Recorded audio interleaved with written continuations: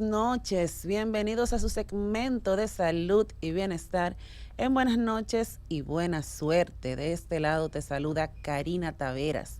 Les recuerdo que hoy hablamos de salud y bienestar y, señores, iniciamos el año hablando de cómo nosotros podemos tener estilos de vida saludables. Entonces, hoy yo quiero saber cómo ustedes continúan esos retos que nos pusimos a inicio de año. A inicio de año yo hice un programa donde solamente fue de cómo nosotros esas libritas que subimos en diciembre, vamos a ir bajándola y vamos a ponernos de nuevo en tono. Entonces, estamos prácticamente en verano.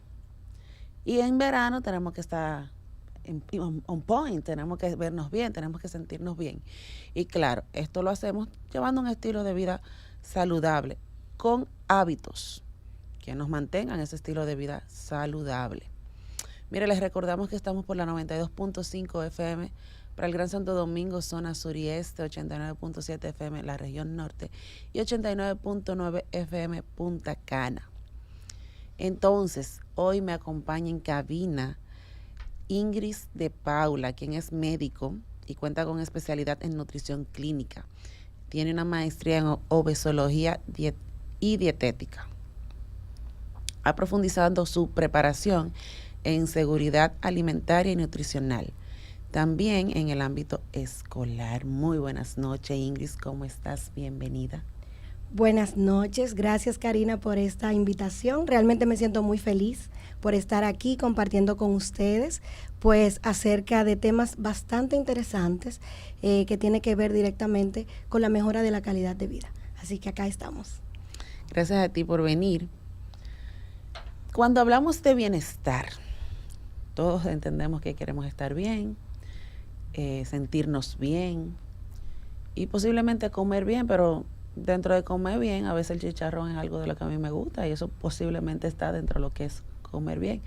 Pero muchas veces lo que nos indican que tenemos que comer lechuga y no nos gusta. Pero, ¿cómo se puede lograr el bienestar a través de una alimentación saludable?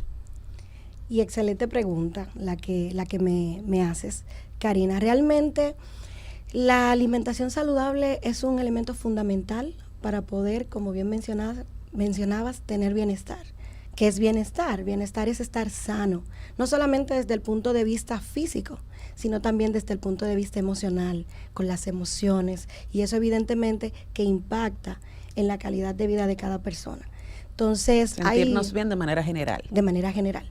Y es una manera bonita de, como tú decías, crear esos hábitos. Es decir, no estoy llevando un plan de alimentación saludable por 2, 3, 4 semanas. Lo tengo que llevar por toda mi vida, porque es parte de lo que me va a fundamentar, a proteger de cualquier enfermedad.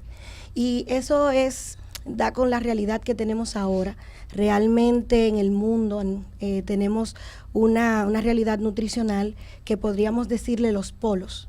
Tenemos un polo donde hay desnutrición, que es una forma de malnutrición, donde las personas por falta de nutrientes, de energía, tienen enfermedades. Pero tenemos el otro polo, que entonces está el sobrepeso y la obesidad, otro tipo de malnutrición.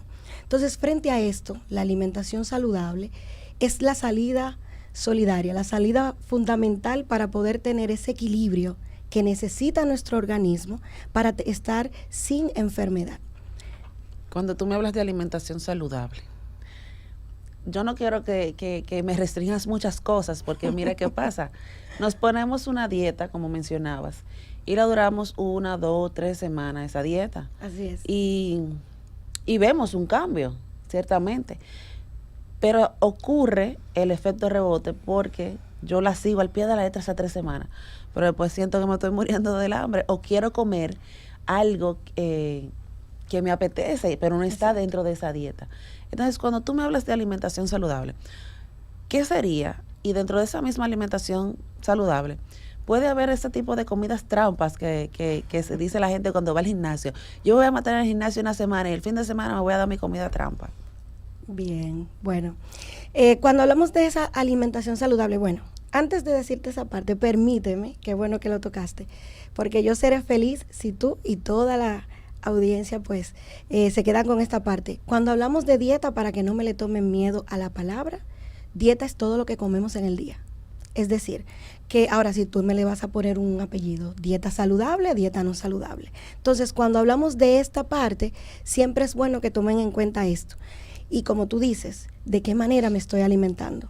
¿Qué tipo de alimentos estoy consumiendo? Entonces, cuando hablamos de una dieta saludable, tenemos que tomar en cuenta 5 elementos fundamentales o leyes, como bien se menciona a partir de la Organización Mundial de la Salud.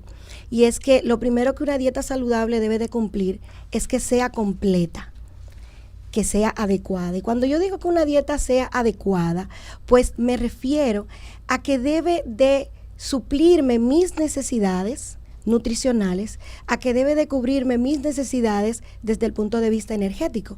No es lo mismo la alimentación que consume una persona que no hace actividad física regularmente a una persona que debe de hacer actividad física, o una Marilady Paulino, por ejemplo, Claro. que es una atleta de alto rendimiento que necesita una cantidad específica de nutrientes, de energía para lo que ella realiza. Entonces, una persona que regularmente va al mirador, camina, no tiene esos requerimientos tan excesivos. Por eso es que estamos hablando de que tiene que ser adecuada. ¿Por qué? Porque si de repente tú estás consumiendo una alimentación que está por debajo de tus necesidades nutricionales, puedes estar en desnutrición. Pero si está por encima de tus necesidades nutricionales, pues puedes tener un sobrepeso o una obesidad. Eso es lo primero, que la alimentación sea adecuada. En segundo lugar, esa alimentación que es adecuada también tiene que ser equilibrada. ¿Equilibrada en qué sentido? Que tiene que tener todos los alimentos que el cuerpo necesita, nutrientes, como son los macronutrientes que nos dan energía, hidratos de carbono que nos ayudan con la energía general del cuerpo, con las proteínas que nos ayudan a nivel muscular a desarrollarlo, fortalecerlo, a desarrollar el sistema inmunológico, bastante importante, que también necesitamos los lípidos, o como regularmente también le mencionan, grasas, que son fundamentales porque a través de los lípidos, muchas vitaminas que se unen a los lípidos pueden llegar hacia ciertos órganos. Por ejemplo, la vitamina A, para poder llegar a los ojos, necesita esta parte. Y aparte de que sea equilibrada, que tenga esos macronutrientes que dan energía al cuerpo, tiene que tener los micronutrientes, que son las vitaminas, los minerales, también fundamentales para el fortalecimiento de nuestro organismo, para el fortalecimiento de nuestras defensas. Aparte de esto, tiene que ser variada. Como tú mencionas, yo no puedo simplemente todos los días, porque estoy en un plan de alimentación saludable, comer lo mismo. Yo tengo en mi plan de alimentación comer pollo, yo puedo utilizarlo gastronómicamente de diversas maneras. Me estoy consumiendo la proteína de ese pollo, pero le estoy haciendo saludablemente de diversas formas y no me canso. Porque como te decía al inicio, no es por un momento, es parte de lo que debemos de crear. Hábitos saludables pero sostenibles. Claro. Y luego de esto, que sea equilibrada, también la alimentación tiene que ser suficiente y tiene que ser inocua. Sí, porque a veces yo como y entiendo que como debo de estar en dieta, lo suficiente es un poquito, pero me quedo con hambre. Pero ¿qué es un poquito? Entonces ahí es donde entra un profesional de la nutrición que te hace una evaluación, que te dice, te toma tu peso, te toma tu talla, te investiga qué regularmente tú haces actividad física, no la haces, y en función de eso se evalúa tus necesidades y entonces se identifican las cantidades que debes de consumir. Entonces, por eso es tan importante no recurrir a esa famosa dieta de la prima. Mi prima está haciendo una dieta y me la prestó, pero tú tienes las mismas necesidades nutricionales que tu prima. Probablemente no. Porque aún personas que son gemelas tienen intereses diferentes. Hay alguno que le gusta moverse más, hay uno que le gusta moverse menos, y desde ahí parte las necesidades nutricionales incluso. O sea, que lo que tú comes te vas a sentir mejor. Definitivamente. ¿Te vas a sentir bien a nivel emocional incluso? Definitivamente, si se hace correctamente, porque es que al momento de consumir los alimentos correctamente, tu organismo está recibiendo lo que necesita para ese día y no tiene ningún tipo de estrés que los médicos que están escuchando, ese estrés oxidativo, pero internamente tú estás trabajando como debes de hacerlo, utilizando la energía que necesitas y algo muy importante también, aprovechándola, haciendo otras actividades. Ahorita te mencionaba el tema de inocua, que la alimentación debe de serlo. Cuando hablamos de ese término, estamos hablando de que es que no te haga daño, que la alimentación que tú consumes, tú la puedas consumir y no te haga daño. ¿Por qué? Porque puede estar muy bonito ese pollo que yo te mencionaba ahorita, pero si está contaminado, pues puede crearte una enfermedad y no vas a aprovechar esos nutrientes. Entonces, por eso es tan importante, pues, trabajar también en buenas prácticas de manipulación de alimentos, ese pollo, ¿verdad? en Porque la preparación. Una cosa es que tú te comes un pedazo de pollo, pero está frito. Pero es un La pedazo de calidad, pollo. exacto, pero esa parte es muy buena tomarla en cuenta porque los alimentos fritos pues no son tan favorables para el organismo. Como tú decías ahorita, que si yo un día me quiero comer un chicharrón, todo en la vida es de equilibrio, pero de equilibrio consciente y correcto, porque si de repente tú tienes una condición de salud que no te permite consumirte ese chicharrón, no puedes hacerlo. Ahora, tú estás en un estado adecuado, la frecuencia, la cantidad hace la diferencia.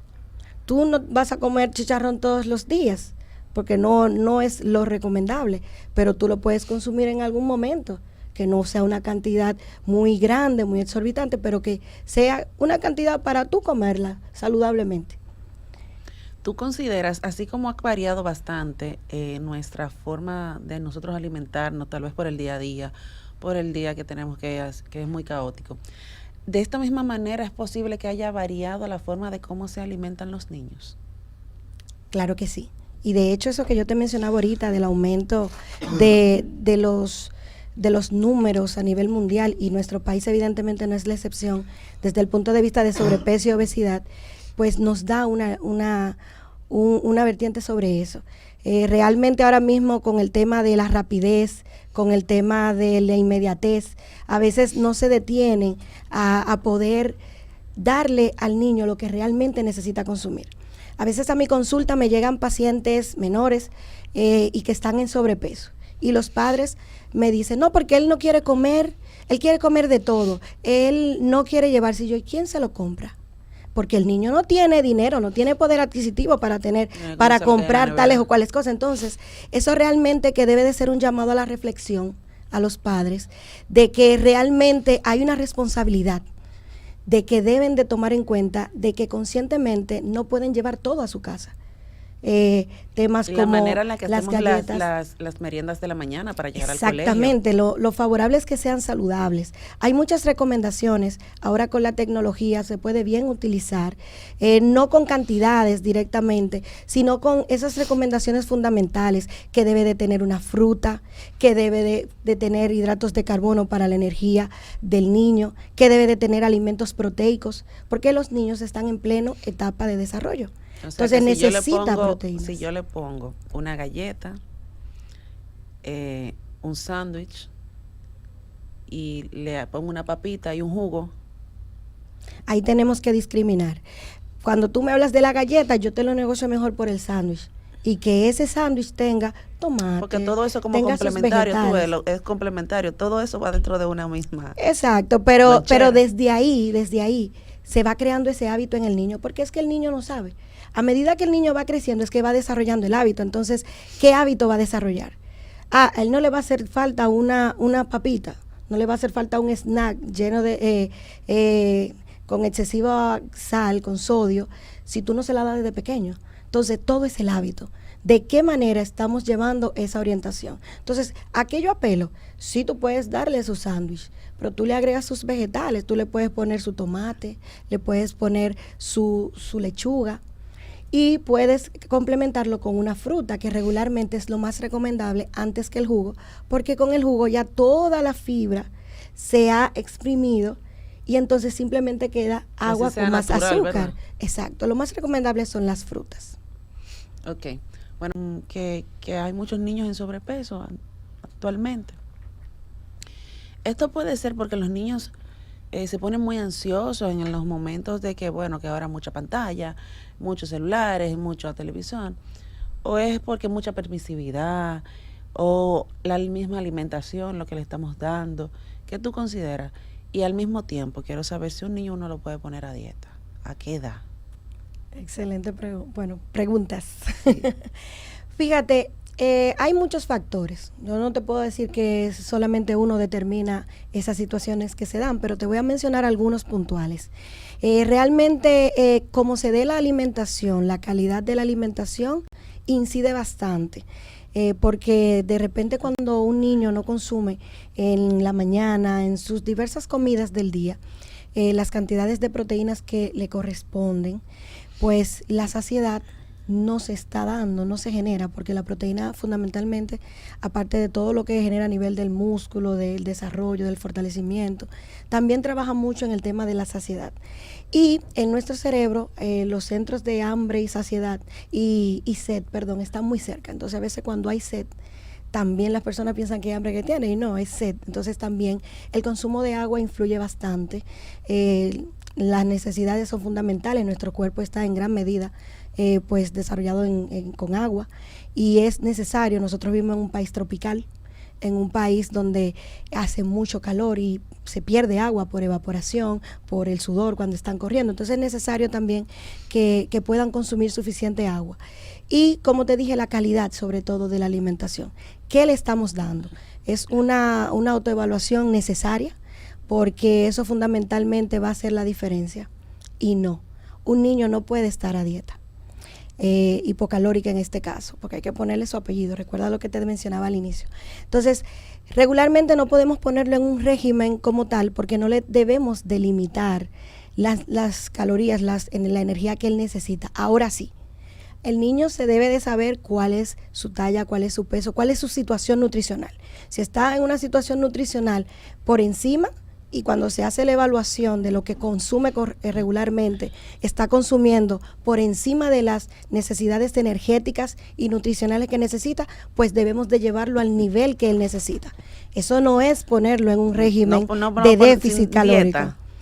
No, ¿Cómo logramos hacer eso? Recuérdame la palabra, alimentación. Sin que el niño no se me desespere, porque imagínate, un niño que tú le restrinjas, que esté acostumbrado a comer normal, el desayuno.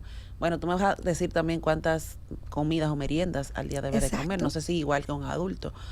Imagino que no. ¿O sí? Sí. Sí, debe comer las mismas meriendas. Sí, los mismos tiempos de comida son recomendables. Pero con eso que tú mencionas es cierto. Pero ahí es donde entran los hábitos.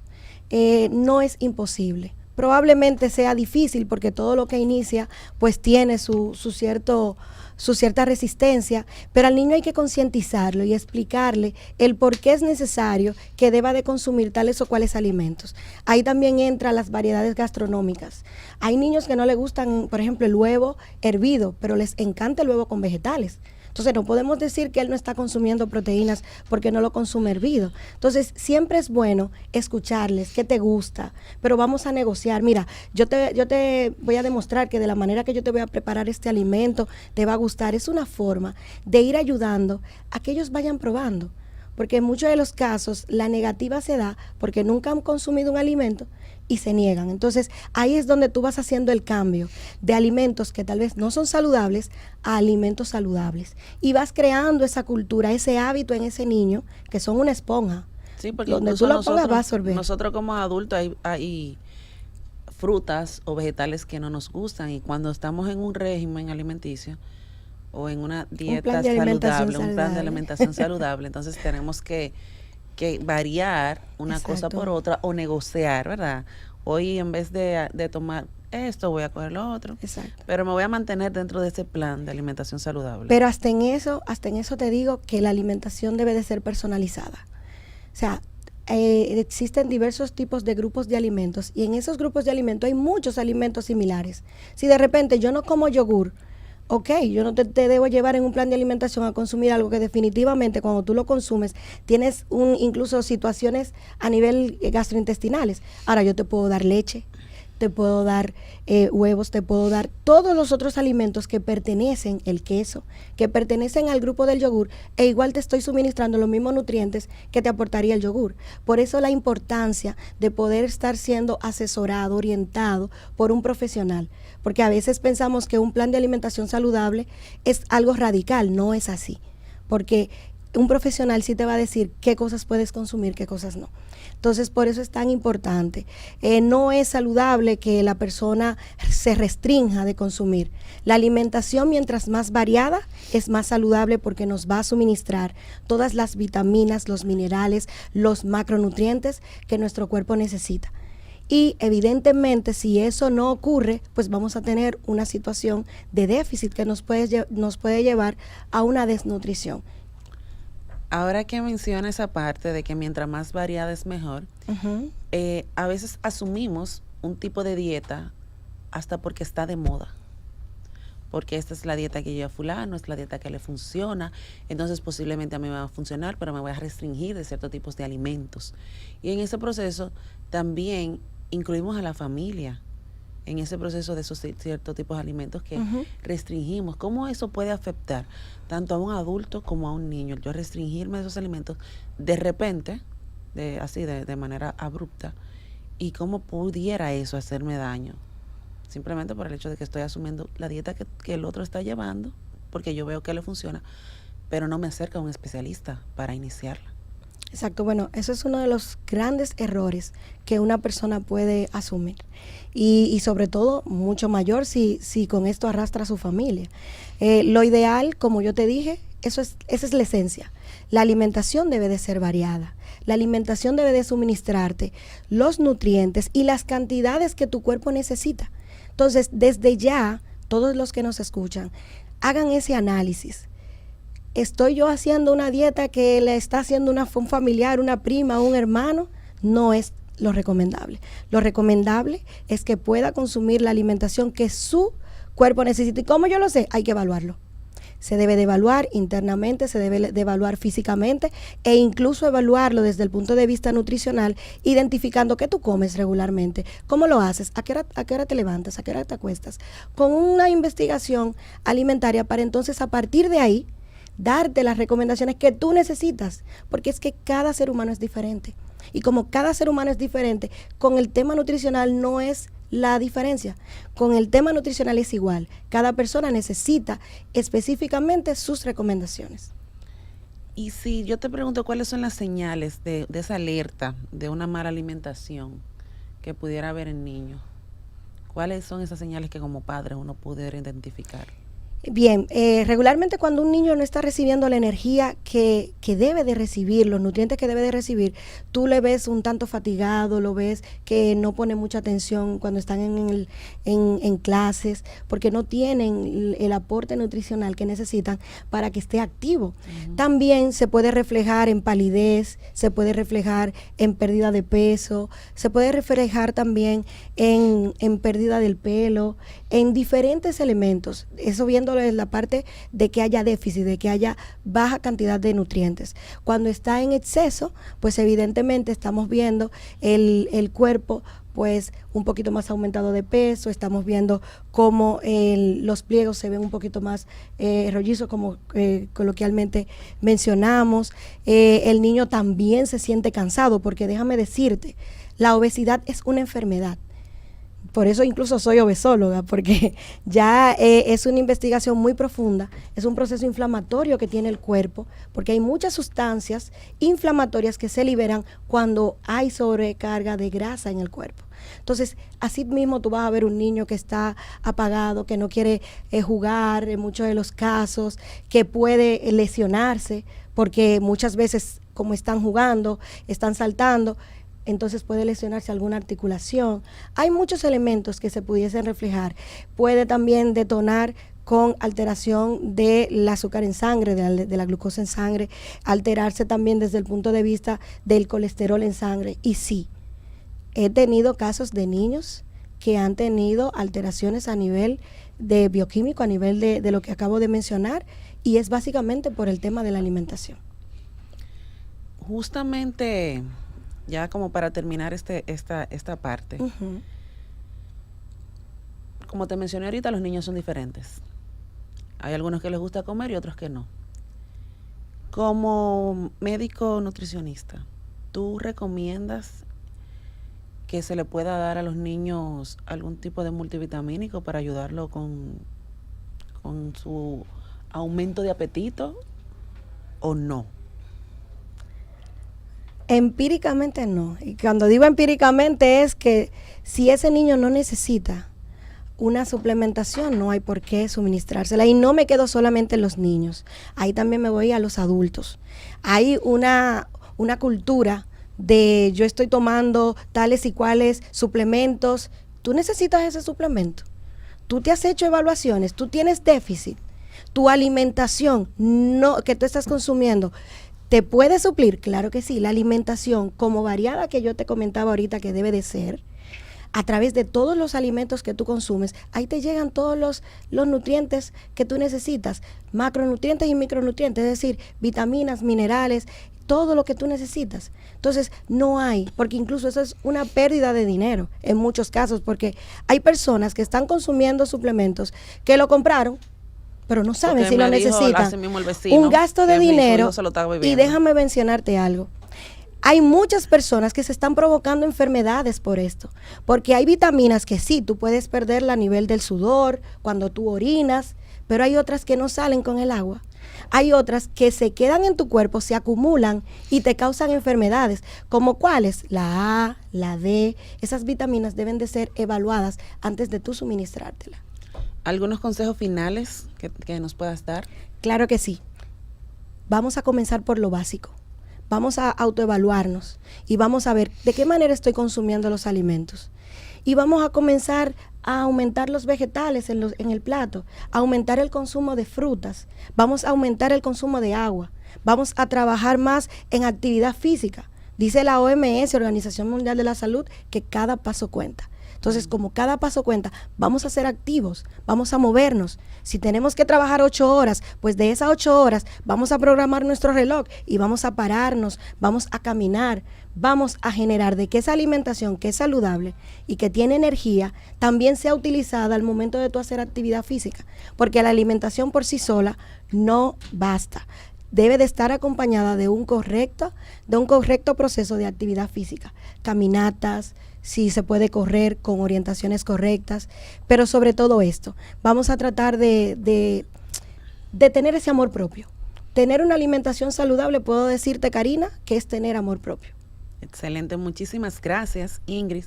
Gracias por haber compartido conmigo y toda nuestra audiencia todas estas informaciones tan importantes y tan edificadoras, y que sé que va a ayudar a todo el que nos está escuchando.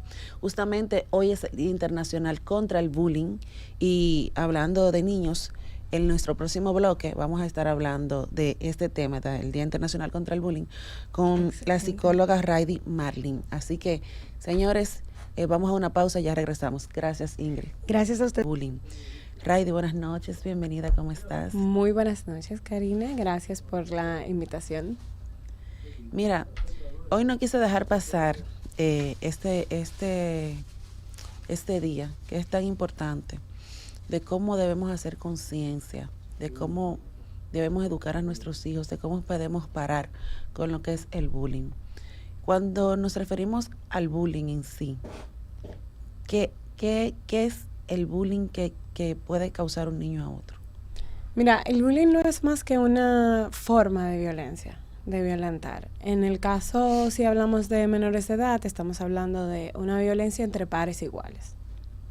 Entonces, hablamos de esta forma de violentar, puede ser una represión, puede ser un abuso físico, de hecho, hay diferentes formas de hacerlo. Y en los últimos años hemos estado hablando no solamente de la parte física, sino de la virtual, a lo que conocemos como ciberbullying.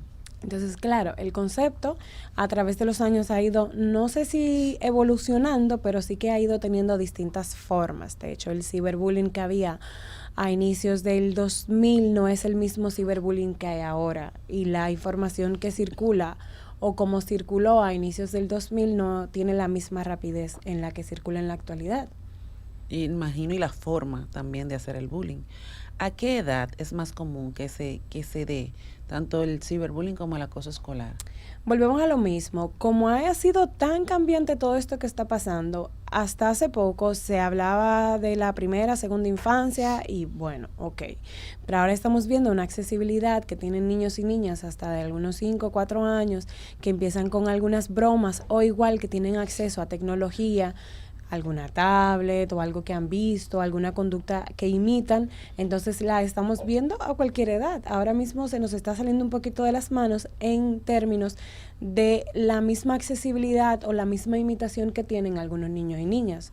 No es el caso nuestro en Dominicana, no estamos tan expuestos, pero en países como Brasil, México, de América Latina, se han visto unos casos de acoso que hay y de retos que se hacen entre ellos, que son unos challenge, que hay unos hashtags que aparecen. Por ejemplo, en México hasta hace poco había un reto que era escribirse con algo punzante el alfabeto en el cuerpo hasta donde tú aguantases. Entonces, claro, nosotros abrimos los ojos, gracias a Dios no vamos por ahí, pero hasta este tipo de cosas pasan y pasan a cualquier edad. Terrible, es terrible. ¿Cuáles son las características de los niños que pueden acosar a otros niños? Y también me gustaría saber si tal vez el aumento de los niños utilizar las pantallas, del tiempo que duran las pantallas, hacen que esto provoque de cierta forma que hagan bullying en el colegio, o sea, que los motive a hacer bullying. El perfil es bien interesante porque casi siempre este niño o niña que comete el abuso tiene cierta disparidad con el que va a acosar. Me explico. Si es, por ejemplo, en la parte social, igual tendrá alguna posición socioeconómica un poco mayor, o igual a nivel de estructura, un tamaño más grueso. En los últimos años siempre se habló de que el varón era el que más concurría con esto, pero también estamos viendo algunas niñas que también lo están haciendo.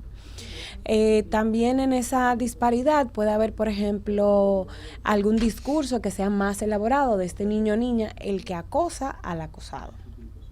Porque al final el término bullying no es más que acoso, pero en temas de traducción y así se ha quedado como un poco más llamativo el término bullying. ¿Qué pasa? Estas mismas características también suelen ser personas o niños y niñas, en el caso de que sean infantes, más agresivos, con cierta, se podría llamar autoestima o cierta seguridad en ese acto que están haciendo. Y también muchos de estos, cuando lo van a realizar, no siempre lo hacen solos, sino también que cuentan con una especie de equipo para realizar el cometido.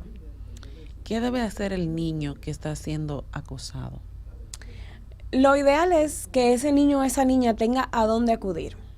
Eso es lo ideal, porque cuando el niño o la niña se calla, hay frases que son tradicionales que dicen, si te pasa tal cosa, donde mí no vengas. Muchas mamás y papás lo dicen. Si te caes otra vez, a mí no me avises. Claro, en el momento en el que yo hago toda estructura a nivel mental, ese niño o esa niña tiene esa situación y no tiene dónde acudir. Lo ideal es tener un círculo de apoyo seguro. Ese círculo incluye al docente o al coordinador del centro educativo o la directora. Ese es un espacio seguro. Como en los últimos años la forma de socializar ha cambiado tanto, igual el vecino o la vecina probablemente no sea, porque tenemos en la actualidad muchos niños y niñas que no conocen a sus vecinos porque juegan solamente dentro de la casa o no tienen esa sociabilidad. Pero también el vecino, la vecina o la iglesia pudiese ser un espacio donde ese niño o esa niña denuncie. Y obviamente mamá, papá y o el tutor con el que este niño o esta niña está. Entonces se supone que debe ser un lugar seguro y que pueda retornar y hablar. Y también que esta persona le escuche y le crea lo que está diciendo. Porque claro, yo te puedo decir lo que sea, pero tú también tienes que creerme eso que yo te estoy contando. Tú sabes que hay padres que te dicen, para que te peguen, pega tú adelante. ¿Qué incidencia puede tener ese consejo que un padre le da a su hijo en que ese niño pueda ser un posible acosador? Volvemos a lo mismo. Hay un factor social que no podemos negar, que es toda esta parte de cuál es la concepción, esa idiosincrasia que se ha creado a través de los años y cómo hemos ido estructurando esa parte, donde yo te doy, tú me das. No es lo mismo que si una niña o un niño me agrede y mi hijo o mi hija pueda tener la seguridad, primero de confiármelo, confiar a sus tutores o esa persona que está por encima, ya sea un docente, sea el coordinador del centro educativo, la directora, no sé, alguien de su entorno, y que pueda hablar, pero también que ese niño o esa niña sienta esa seguridad de que eso está mal y se lo pueda decir. Hay muchos casos de niñas y niños que se han visto en situación de abuso que le dicen al que le está abusando, a mí eso no me lo hagas, no me gusta, y se siente con esa autoridad. Pero todo eso no se hace en la mañana ni lo hace el niño o la niña solo. Eso se hace en casa. Cuando esa seguridad llega, o sea, esa seguridad, ese niño o esa niña lo tiene desde la casa, la desarrolla, que sabe que es una persona, que tú no puedes violentarme, que mi cuerpo es mío, que tú no lo puedes tocar, que esas palabras no están bien dichas, que yo no soy la gorda ni yo soy la que tiene esas orejas grandes, sino que yo tengo mi nombre, María, José, Pedro, que tú no tienes por qué llamarme por mis características, porque yo tengo dedo y tú no me llamas hola dedo, sino que tú me llamas por mi nombre. En el momento en el que hacemos como una reestructuración mental y social de todos estos conceptos, es fácil que el niño o la niña se sienta en seguridad y probablemente sea un blanco no seguro para el que comete el acoso. Bueno, muy bien. Mira, cuando regresemos, según te estaba escuchando, no quiero que se me pierda la parte de la responsabilidad de la escuela, pero también cómo los niños lo afecta, cuáles afecciones puede tener ya el acoso escolar. El centro educativo siempre va a tener un peso importante porque en la mayoría de las familias ya mamá y papá no tienen ese tiempo para estar con el niño y la niña. Entonces, ese tercer ojo que se necesita para saber qué pasa con ese niño o esa niña es el docente. Entonces, el docente puede ver un poquito más, igual en la casa, no tiene ese contacto, no se ven frecuentemente o probablemente vive con algún tutor o alguna tutora y esa persona tampoco está muy al tanto de lo que está ocurriendo. Entonces el centro educativo sí que tiene juega un papel importante por el tiempo y la carga cerca de ese niño o esa niña. Me imagino de lo que pueda hacer ese docente en el aula al ver lo que esté ocurriendo con otros niños, que un niño le puede estar acosando a otro, o también que sea el mismo docente que de cierta manera acose al estudiante. Ahí ya cuando es el docente se nos complica un poco porque claro, si es la cabeza el que está cometiendo el abuso, ya hablamos de hecho de otro tipo de abuso porque cuando hablamos de ese bullying o ese acoso escolar directamente, hablamos entre pares. Entonces ya cuando ocurre directamente desde el docente hacia el niño o la niña, entonces estamos hablando de un abuso eso sería lo entraríamos como en otra casilla. Okay. Pero sí que el docente juega una parte importante. De hecho, el MINER tiene establecido un protocolo para qué hacer en esas cosas, cómo se trabaja y todo esa lo situación. Uh-huh. Entonces, ¿qué consecuencia puede tener ese acoso en un niño? Me encanta no solamente la pregunta y me encantaría como que se me escuche lo que yo voy a decir. Es mentira el argumento que se nos dice que no importa, a mí me hicieron de todo, me hicieron bullying en la escuela y yo estoy bien. Son cientos de personas que tú ves en consulta que te dicen, yo no uso el pelo suelto porque cuando yo era pequeña me decían que yo tenía las orejas grandes. O yo no hago tal cosa porque a mí siempre se me dijo esto y aquello. Las palabras sí tienen un efecto. Y las cosas que nos dicen y todas esas palabras, claro que sí que tienen un efecto. Que probablemente tú no la veas o igual a ti no te la confiesen o que algunas personas te digan que eso les hizo más fuerte o cualquier cosa de esas. Bueno, sin embargo, cuando tú estás en consulta, que esa misma persona fuerte que te dice que a mí nada de eso me afectó, habla contigo y te confiesa, tú te das cuenta que esas palabras sí tuvieron un efecto y que esas palabras sí le afectaron a esta persona. Hay consecuencias. Y que sí probablemente esta persona no duerme pensando en que al otro día, cuando llegue al centro educativo, le va a pasar algo. Y ya adultos todavía sigue pensando eso. O sea, eso que tú mencionas, dejamos de hacer cosas porque de pequeños nos dijeron, tú no eres bueno para esto, tú no te ves bien con esto, tú te ves mal porque eres de tal forma. O sea que todo eso sí tiene una consecuencia en nosotros, Sí, a sí. largo plazo, incluso de Sí, adultos. claro, claro, y arrastra contigo, que algunas personas saben transformar todo esto, que lo manejan y todo lo demás, sí, sin duda alguna, pero que al final se lastimaron y que estuvieron muy dañados, pues sí. Sin Muy bien, duda. vamos a tomar esta llamada. Buenas noches, buena suerte. Ya para despedirnos. Buenas noches. Buenas. Sí, yo no sé si pudiera hablar de este tema, pero la niña mía, que es de 7 años de edad, ella a veces me dice que en la escuela hay algunas niñas, o sea, se están divididas cuando van hacia el comedor, hembra en un lado y varones de otro. Ella me dice que siempre hay algunas niñas que quieren ponerse adelante a ella. Ella siempre que le gusta ponerse adelante, pero que hay algunas niñas que le quieren quitar el lado y ponerse adelante a ella. Yo le digo, mami, no pelee por eso. Si una niña se te quiere poner adelante, déjala adelante. Y si te tiene que ir para atrás, vete para atrás. Entonces me sorprende que hoy me dice que una niña la estaba empujando por ponerse adelante y que ella no quiso y que la niña le dio y ella le dio. Yo siempre le digo, mami, nunca dé, que no se puede dar. Pero que hace un tiempo ella me dijo algo parecido. Y ella me dice que la profe ya se lo dice. Yo le dije, mami, cualquier cosa tú hablas con la profe. Pero ella me dice, papi, que yo se lo diga a la profe y la profe no hace caso ni dice nada. Entonces, en ese caso, ¿qué usted cree que se puede hacer? Porque que a mí, yo fui niño, obviamente estudiante, y a los niños mayormente no les gusta que el otro le coge el lado adelante, no les gusta por nada. ¿Qué usted cree que se puede hacer ahí? Muchas gracias. Muchísimas gracias por la pregunta. Es interesante lo que usted cuenta, porque claro, ahí hay un tema de crianza, al final cede o da el espacio, pero también la niña necesita saber reclamar su espacio, porque probablemente luego de adulta, ella, cuando en el trabajo necesite algunas cosas, entonces ella no sabrá. Si ya la docente no presta atención, entonces usted necesita comunicarse con la coordinadora o la dirección del centro educativo, porque la niña sí necesita su espacio y si ella hace su fila, hay que respetárselo. Excelente, muchísimas gracias, Raidy, gracias por poder venir y hablar un poquito sobre este tema que es muy abarcador, pero ya nuestro tiempo ha acabado aquí. Señores, eduquemos con amor, démosle confianza a los niños para que se acerquen a nosotros, para que nos comuniquen lo que le pasa. No seamos padres como aislados y vivamos en islas. Vamos a hacer que nuestros hijos crean en nosotros y por favor vamos a creerles cuando ellos nos digan lo que les está ocurriendo. Eso ha sido todo por esta noche. Sean muy felices, que tengan un excelente fin de semana largo. Buenas noches, buena suerte.